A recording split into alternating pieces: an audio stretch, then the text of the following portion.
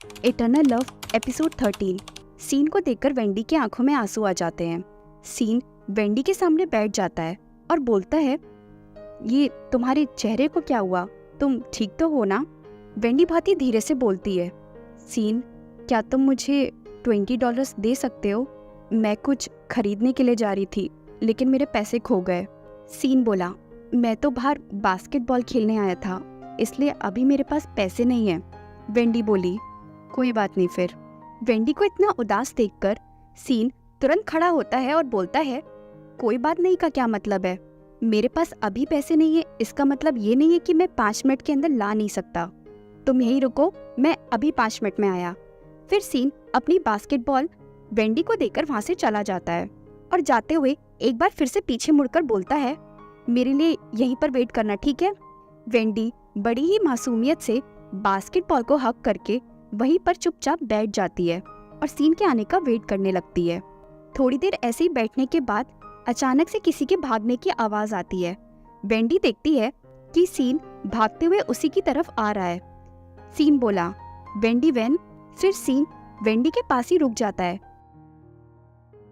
और हाफते हुए $20 का नोट आगे बढ़ाकर बोलता है, ये लो और मुझे वापस करना मत भूलना।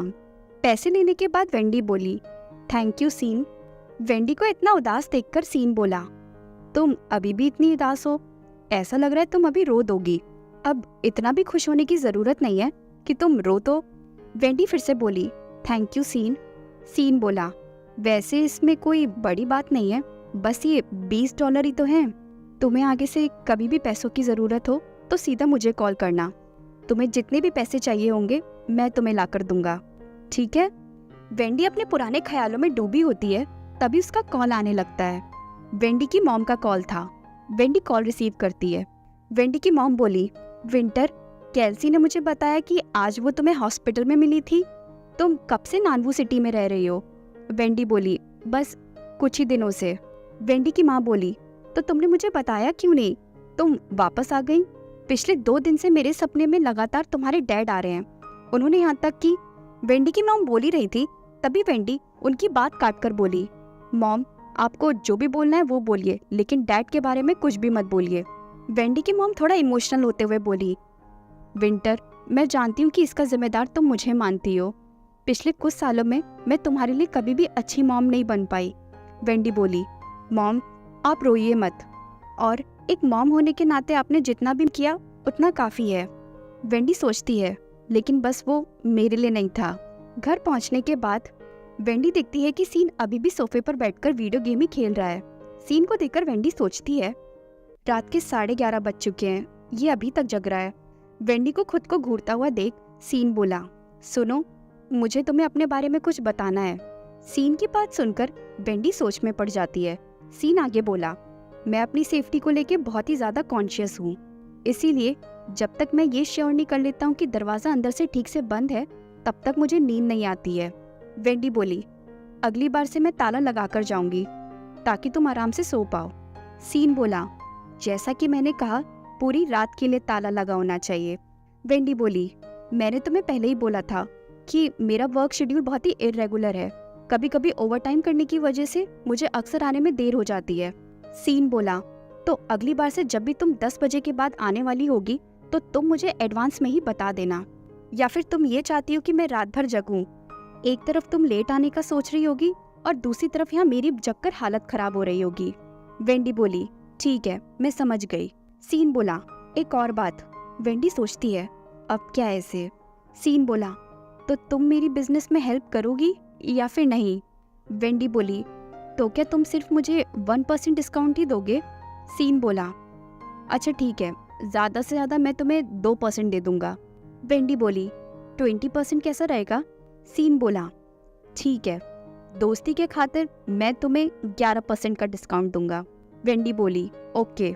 अगले दिन गेट टुगेदर के लिए वेंडी रेडी होकर निकल रही थी, तभी वेंडी कॉल पर जेवियर से बात करती है। जेवियर बोला, वेंडी, हम तुम्हारे घर के बाहर ही खड़े हैं, बस हम अंदर नहीं आ सकते, इसलिए क्या प्लीज तुम बाहर आ जाओगी? वेंडी बोली, हाँ ठीक है, मैं बस अभी पहुंच रही हूँ। जेवियर बोला, कोई बात नहीं, आराम से आओ। रेचल बोली, ये क्या बात हुई जेवियर, आराम से आओ? वेंडी जल्दी जल्दी आ जाओ, मुझे बहुत तेज भूख लगी है। वेंडी बोली, रेचल बस थोड़ी देर रुको, मैं तुम्हारी भूख शांत करने के लिए अभी आती हूँ। वहीं पीछे से सीन भी रेडी होकर आ जाता है। सीन को देखकर वेंडी बोली, क्या तुम भी जाने के लिए रेडी हो? सीन बोला, हाँ।